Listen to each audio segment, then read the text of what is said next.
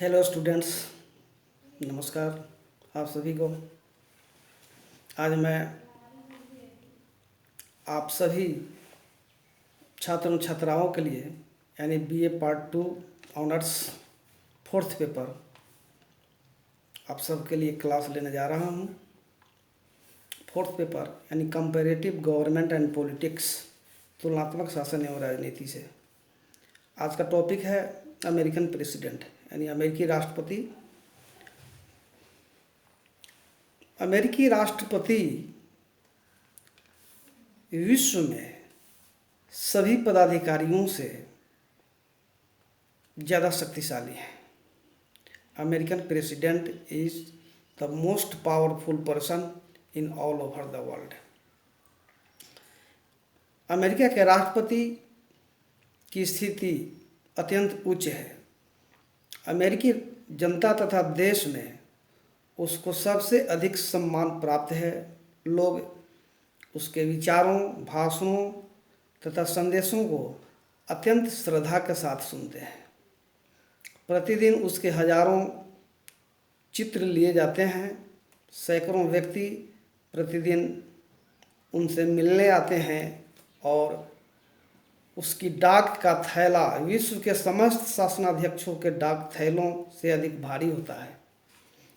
प्रतिदिन उससे मिलने वालों की संख्या इतनी अधिक होती है कि यदि अमेरिकी राष्ट्रपति यह चालाकी न सीखे कि मिलने वाले व्यक्ति को अवसर न देकर स्वयं उसका हाथ पहले पकड़ ले तो निश्चित ही हाथ मिलाते मिलाते उसकी बाहें सूज जाएंगी। राष्ट्रपति के अधिकारों का वर्णन ऊपर की पंक्तियों में किया जा चुका है। डेनियल डेविड ने उसको विश्व की संवैधानिक व्यवस्थाओं का सर्वाधिक सशक्त व्यक्तित्व कहा है। बोगा ने लिखा है कि American president is the last monarch ruling for tenure.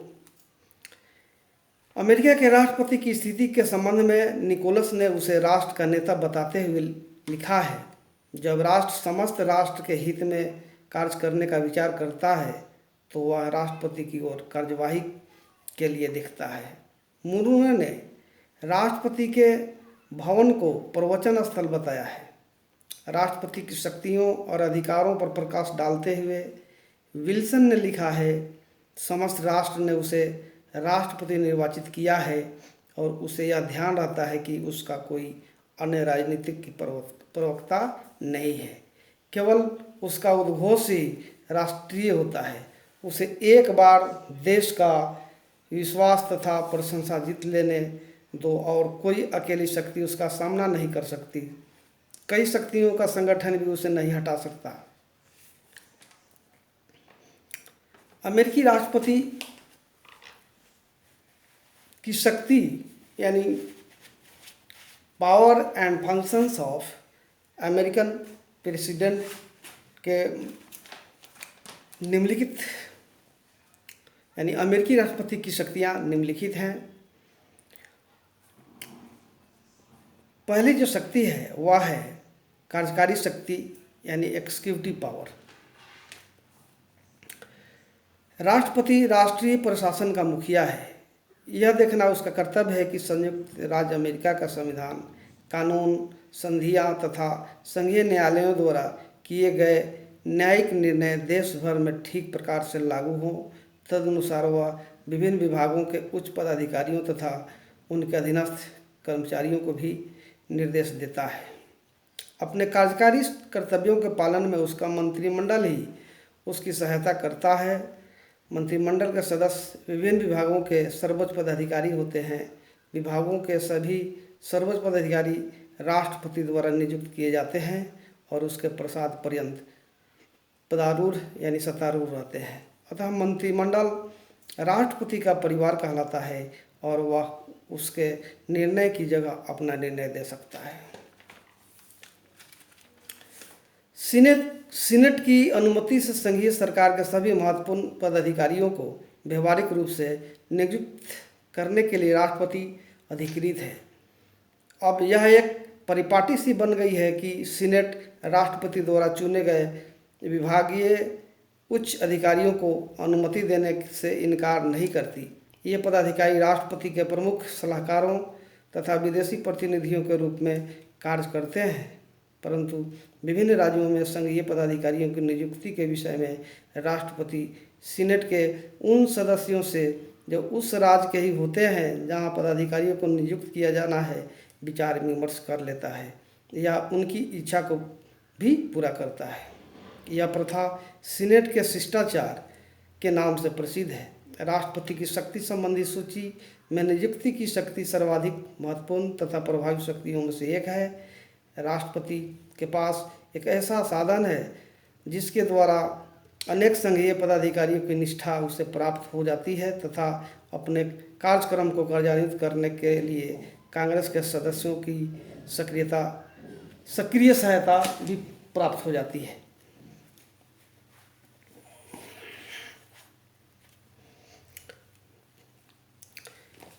अमेरिकी राष्ट्रपति पदाधिकारियों की नियुक्ति संबंधी उसकी शक्ति निरंकुश है और काफ़ी देर से इस बात का फैसला दिया जाता है कि कांग्रेस को संविधान की ओर से ऐसा कोई अधिकार प्राप्त नहीं है जिसके द्वारा वह उसे नियुक्ति संबंधी इस अधिकार से वंचित कर सके। अमेरिकी राष्ट्रपति की जो सैनिक शक्ति है वह इस प्रकार है। राष्ट्रपति संयुक्त राज्य अमेरिका की स्थल सेना, नौसेना तथा वायु सेना का प्रधान सेनापति है। इस रूप में वह देश की सुरक्षा का संचालन करता है। उसे युद्ध की घोषणा करने का अधिकार नहीं है, यह अधिकार कांग्रेस के पास है, परंतु देश के विदेशी मामलों का संचालन करते समय राष्ट्रपति बातचीत को इस सीमा तक पहुंचा देता है कि युद्ध अनावश्यक हो जाता है। युद्ध काल में वह संवैधानिक गारंटी को स्थगित कर सकता है, कानून को जबरदस्ती लागू करने के लिए तथा देश को हिंसा से बचाने के लिए वह सशस्त्र सेनाओं का भी प्रयोग कर सकता है। राष्ट्रपति के नाम से सभी संधि पत्रों के विषय में बातचीत की जाती है तथा उन्हें संपन्न किया जाता है, परंतु ऐसे सभी संधि पत्रों का अनुसमर्थन सीनेट के 2/3 सदस्यों के द्वारा होना चाहिए। जब कभी राष्ट्रपति यह देखता है कि सीनेट विरोधी है तो वह भद्र इकरारनामा कर लेता है। इस इकरारनामे के लिए सीनेट के अनुसमर्थन की जरूरत नहीं होती है। कार्यकारी इकरारनामों के अतिरिक्त कांग्रेस राष्ट्रपति को अन्य राष्ट्रों के साथ पारस्परिक व्यापार अधिनियम जैसे इकरारनामे करने की अधिकार शक्ति भी दे सकता है। सभी राजदूत और विदेशी सार्वजनिक दूत उसके पास अधिकार पत्र के साथ भेजे जाते हैं और संयुक्त राज्य अमेरिका के राजदूत राष्ट्रपति से ही अपने अधिकार पत्र प्राप्त करते हैं। राजदूतों को नियुक्त करने की तथा उनका स्वागत करने की शक्ति महत्वपूर्ण है, क्योंकि इसी में विदेशी सरकार को मान्यता देने की शक्ति निहित है और यह बात पूर्ण रूप से राष्ट्रपति के विवेक पर निर्भर करती है कि वह नए राज्यों अथवा नई सरकारों को मान्यता प्रदान करे अथवा न करे। कूटनीतिक प्रतिनिधियों को वापस बुला लेने अथवा उनके कार्यों तथा निर्देशनों में परिवर्तन का अर्थ है कि देश विदेश की नीति को स्पष्ट किया जाता है। अमेरिकी राष्ट्रपति की कार्यपालिका शक्ति और सैनिक शक्ति के अतिरिक्त विधायी शक्तियाँ भी प्राप्त हैं। विधायी शक्तियाँ, राष्ट्रपति की विधायी शक्तियों को स्पष्ट रूप से समझने के लिए जानना आवश्यक है कि अमेरिका में कार्यपालिका व्यवस्थापिका के प्रति उत्तरदायी नहीं है और न यह राष्ट्रपति अथवा उनके सलाहकार ही कानून अथवा प्रथा द्वारा कांग्रेस में सम्मिलित होने तथा विचार विमर्श में भाग लेने का अधिकार रखते हैं। अतः कार्यपालिका व्यवस्थापिका से पूर्णतया पृथक है, अलग है। व्यवस्थापिका को कानून निर्माण के कार्य में वह पहल शक्ति तथा पथ प्रदर्शन भी प्राप्त नहीं, जो ब्रिटिश संसद में इंग्लैंड के मंत्रिमंडल द्वारा प्रभावी ढंग से तथा काफ़ी बड़ी मात्रा में प्रदान किया जाता है।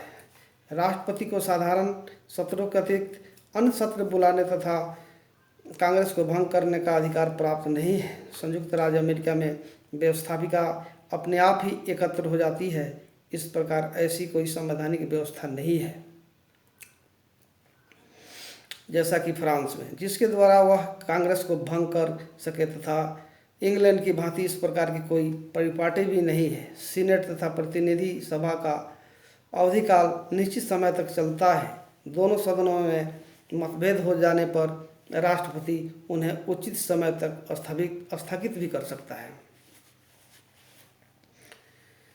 राष्ट्रपति को किसी विधेयक के विषय में विशेषाधिकार भी प्राप्त है, यद्यपि उसकी यह शक्ति निरंकुश नहीं है। वह कांग्रेस द्वारा पारित किसी भी विधेयक को 10 दिन के भीतर यानी रविवार को छोड़कर अपनी अनुमति देने से इनकार कर सकता है। इस प्रकार जिस बिल पर निषेधाधिकार वीटो पावर का प्रयोग होता है, उसे कानून बनाने के लिए आवश्यक है कि पुनः 2/3 बहुमत द्वारा प्रत्येक सदन से पास हो जाए। जल्दबाजी तथा अविवेकपूर्ण कानून पर रोक लगाने के लिए यह प्रभावी शक्ति है। न्यायिक शक्तियाँ। अमेरिकी राष्ट्रपति को कार्यपालिका शक्ति, सैनिक शक्ति और विधायी शक्ति के अतिरिक्त न्याय शक्तियाँ भी प्राप्त हैं, यानी जुडिशियल पावर भी प्राप्त है।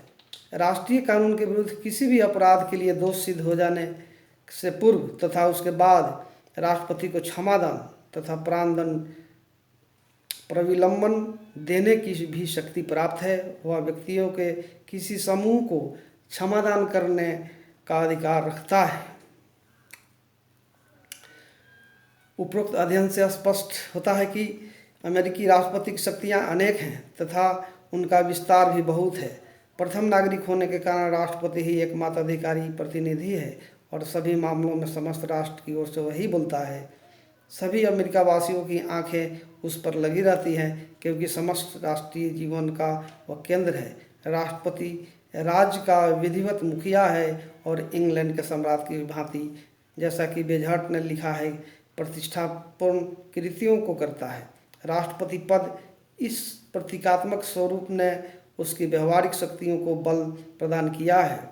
प्रोफेसर लॉस्की ने ठीक ही कहा है कि अमेरिका का राष्ट्रपति सम्राट की अपेक्षा कई बातों में श्रेष्ठ तथा कई बातों में कम है। जितनी भी अधिक सावधानी से हम उसके पद का अध्ययन करते हैं, उतनी ही अधिक हमें विशिष्टता प्रकट हो जाती है। और ने लिखा है कि अमेरिका का राष्ट्रपति संसार का महानतम शासक है। भारत का राष्ट्रपति तो केवल नाम मात्र का प्रधान है। Indian president is nominal head but American president is real head.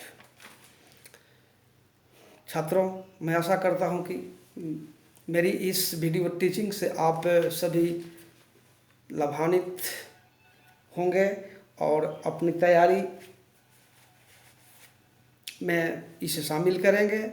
अमेरिकी राष्ट्रपति पर अगर आपसे प्रश्न पूछा जाता है तो आप इस प्रश्न के उत्तर को अच्छी तरह से याद करके आप लिख सकते हैं। धन्यवाद।